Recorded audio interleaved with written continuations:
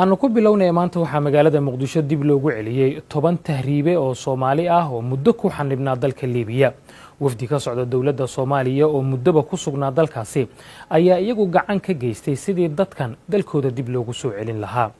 wariyahayaga magaalada Muqdisho Xasan Kaafi Qoyste ayaa warbixinta noo soo diray.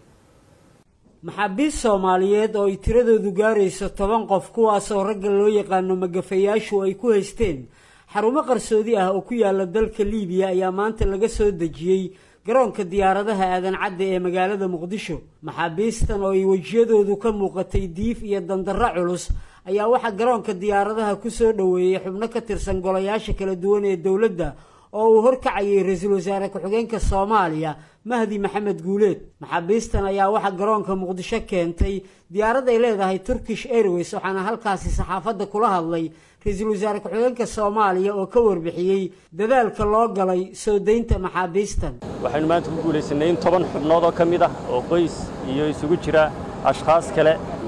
laga soo kaxeeyo laga soo furto alxamdulillah rabbil caalamiin si nabadgelyo ahna ay u yimaadaan dhulkoodii hooyo ku soo noqdaan. sidoo kale Maryan Yaasiin oo ah ergeyga gaarka ee xafiiska ra'iisul wasaaraha Soomaaliya u qaabilsan arrimaha tahriibka iyo carruurta oo maxaabiistan la socotay ayaa sheegtay in dhibanayaasha Soomaalida ee laga keenay Liibiya ay ku jiraan dad koonfurta Liibiya lagu haystay muddo 3 sano ah oo maanta fursad u helay inay ku soo laabtaan dalkoodii hooyo. dadkan maanta aan keenay waxay ku sugnaayeen magaalada Tripoli waxayna ahaayeen dadkii magafaha gacanta ugu jiray waxa maanta inala socdo dad guryo oo magafayaal maamulaan oo magaalada Kufra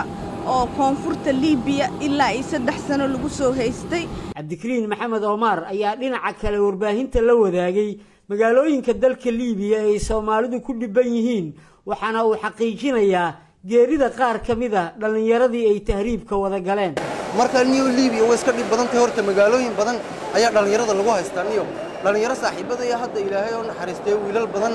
ayaa ku dhintay meesha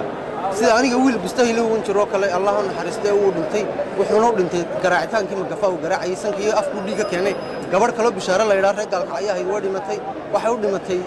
jugta ay ugu geesanayeen ninka magafa maadaama oo meesha salaada subax baa la istoosiyaa salaada subax inta la istoosiyo ayaa waxa la garanka waa laga siibiyaa hada dumarka laakiin iyaga laga misiba dharka laakiin ragga garanka waa laga siiba feedhahagaas oo kaliya ayaa lagu ogalay feedhahagaas Soomaalida ku jirtay waxa lagu qiyaasi karaa markii anigu aan ka soo baxay igu dambeysay ilaa 100 qof baa lagu qiyaasi karaa laakiin 100kiiba sida warku aan ku hayo